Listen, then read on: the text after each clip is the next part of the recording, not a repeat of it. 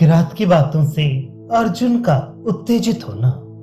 तदनंतर समुद्र की जलराशि से अभिहत पर्वत की भांति किरात की उद्धत बातों से आहत होकर अर्जुन क्रुद्ध होकर भी धैर्यच्युत नहीं हुए। सच है, सत्पुरुषों का हृदय अक्षोभणीय अर्थात निश्चल होता है। किरात की युक्तियों से भरी बातों से शत्रु के संपूर्ण अभिप्राय को समझकर वाक्य रचना के विस्तार एवं संक्षेप में निपुण अवसर के उपयुक्त वचन बोलने के लिए अर्जुन ने मानो क्षोभ रहित होकर यह बात कही। स्पष्ट वर्ण रूपी आवरण से युक्त, सुनने में कानों को सुख देने वाली, शत्रुओं के हृदय को भी प्रसन्नता से विभोर करने वाली, सहज प्रसाद गुण युक्त और गंभीर पदों से परिपूर्ण वाणी यथेष्ट पुण्य न करने वालों को प्राप्त नहीं होती। अर्थात प्रचुर पुण्य कर्म करने वाले भाग्यशाली जनों को ही ऐसी वाणी मिलती है। वे पुरुष विद्ध मंडली के बीच अत्यंत सभ्य अथवा निपुण कहे जाते हैं, जो अपने संपूर्ण मनोगत भावों को वाणी द्वारा प्रकाशित करते हैं। उनमें भी निपुणता प्राप्त कुछ ही होती हैं, जो गुण अर्थ को स्पष्ट रूप से वाणी द्वारा प्रकट करती हैं।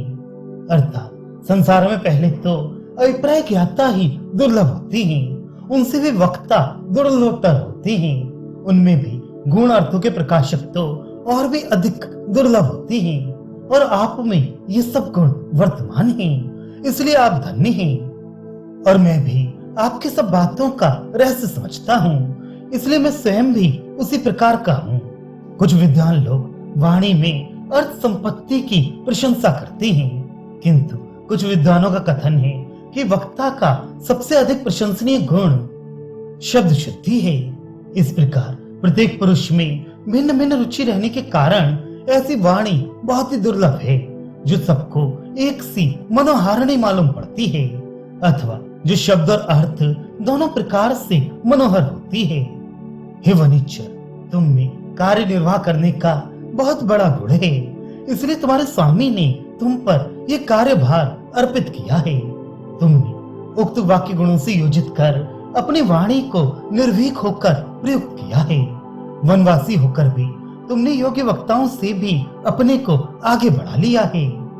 तुमने प्रिय भाषण करके प्रलोभन पैदा किया, बुद्धि को विचलित करने के लिए भय दिखलाया, बाण प्राप्त करने के प्रयत्न और इच्छा से तुमने इस प्रकार की वाणी का प्रयोग किया है, जो अन्याय से भरी होने पर भी न्याय युक्त के समान प्रतिभासित हो रही थी। इसी से मालूम पड़ता है कि तुम बड़े निपुण वक्ता हो, किंतु फल सिद्धि का विरोधी कार्य करने के लिए उद्यत अपने स्वामी को तुमने मना क्यों नहीं किया?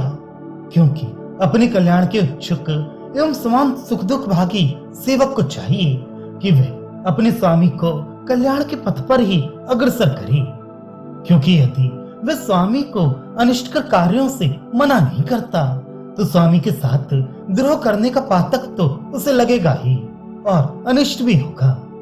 धनुष से फेंके गए बाण का विलोप होना निश्चित है, किंतु उसका पर्वतीय प्रदेश में ढूंढना तो सज्जनों के लिए उचित ही है। और इस विषय में सज्जनों के मार्ग का अतिक्रमण करना, जैसा कि तुम कर रहे हो, अनुचित है, क्योंकि सज्जनों का अतिक्रमण अनर्थ का कारण होता है। खांडव नामक इंद्र के वन को उद्ध्वस्त करने के इच्छुक अग्निदेव ने मुझे असंख्य बाण प्रदान किए थे।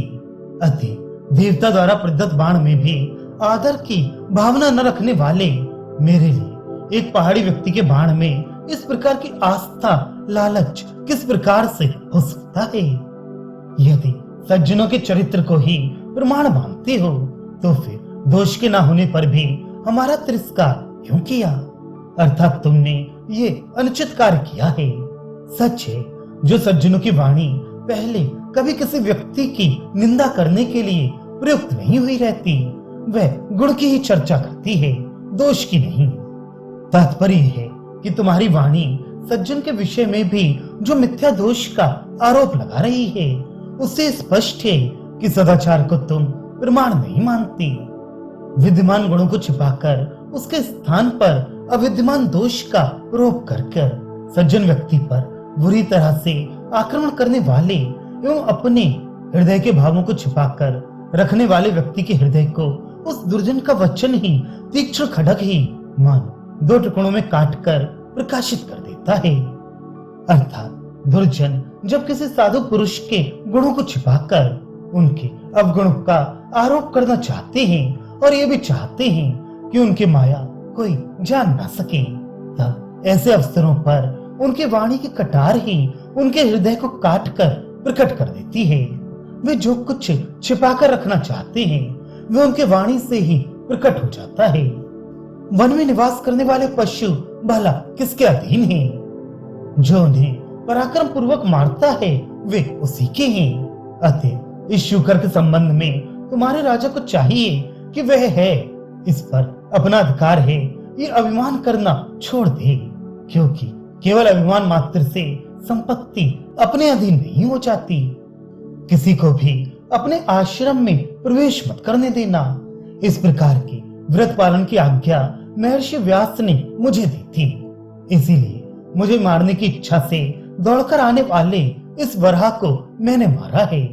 व्रत की रक्षा करना सत्पुरुषों के लिए शोभा की वस्तु है, अर्थात मैंने अपनी रक्षा के लिए इसका वध किया है, अकारण नहीं। अपने स्वार्थ के लिए पशुओं को मारने वाले शिकारी तपस्वियों का भला क्या उपकार कर सकते हैं? और यदि कहते हो कि मेरे स्वामी की कृपा है तो फिर रहने दो, व्यर्थ में झगड़ने से क्या लाभ है? पशु को हम दोनों ने एक ही क्षण में मारा है, और यदि तुम ये कहो कि तुम्हारे स्वामी ने पहले मारा है और मैंने बाद में, तो मैं कहूंगा कि इसमें प्रमाण ही क्या है? किसी अस्त्र विहीन तपस्वी को यदि कोई हिंसक जंतु मारना चाहता है तो उस पर अनुकंपा करना तो महान पुरुषों का सहज धर्म है, किंतु धनुष पर डोरी चढ़ाकर बाण संधान करने वाले मुझ जैसे तपस्वी पर उन्होंने किस प्रकार से अनुकंपा की है, ये मैं कैसे मान सकता हूँ? अर्थात असमर्थ और निस्सहाय पर दया करना तो उचित है, किंतु जो स्वयं अपनी रक्षा में समर्थ हो उसकी रक्षा के लिए दया का प्रश्न ही कहाँ उठता है? अच्छा, मैं पूछता हूँ कि तुम्हारे स्वामी ने मुझे बचाने के लिए ही वह बाण चलाया था, तो उनके बाण चलाने का परिणाम यही था ना कि इस मेरे शत्रु वराह का नाश हो, तो वह हो ही गया और मैंने उसे अपने अधीन कर लिया। ऐसी स्थिति में आपके सेनापति को तो और अधिक सफलता ही हुई ना, अर्थात उनके उस एक बाण से पर रक्षा, शत्रुवध तथा उचित पात्र में प्रतिपादन, ये तीन फल प्राप्त हुए।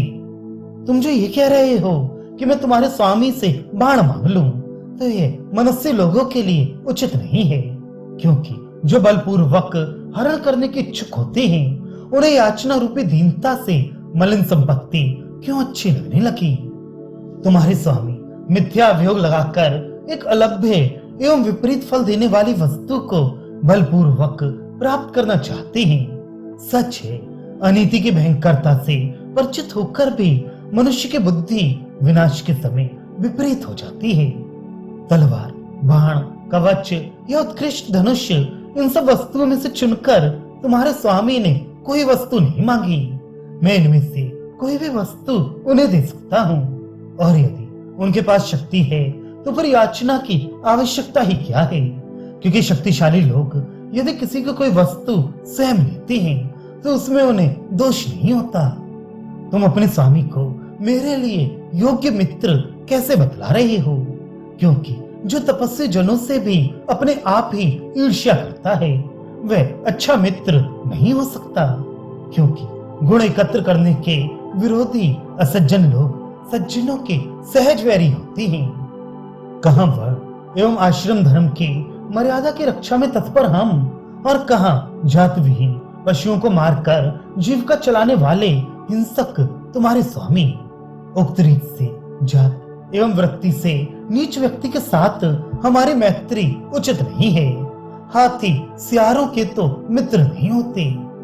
अज्ञानी मूर्ख जो सज्जनों का अपमान करता है उससे महान लोग अधीर नहीं होते, किंतु समान पराक्रम, वंश और पौरुष वालों में से यदि कोई अतिक्रमण करता है तो वही उनका तिरस्कार होता है। सज्जन लोग जब नीच लोगों के साथ वैर विरोध करते हैं तो उससे उनकी कीर्ति नष्ट होती है और यदि मित्रता करते हैं तो उससे उनके गुण दूषित होते हैं। इस प्रकार दोनों ही तरह से अपनी मर्यादा की हानि समझकर विचारवान लोग नीच व्यक्ति की अवज्ञा के साथ उपेक्षा ही करते हैं। इसी कारण से मैंने पशुओं के हत्यारे तुम्हारे स्वामी किरात की कठोर एवं आक्षेप भरी बातें सहन की हैं, और यदि इसके बाद भी वे बाण के लिए आना चाहेंगे तो दृष्टिविष नामक भयंकर सर्प से मणि ग्रहण करने वाले की जो दुर्गत होती है उसी को वो भी प्राप्त करेंगे। इस प्रकार वह दूत अपना अभिप्राय प्रकट करने वाले अर्जुन को अपने तेज से धमकाकर विजय प्राप्ति के लिए सेना लेकर उपस्थित प्रसन्न स्वरूप त्रिलोचन के पास पहुंच गया।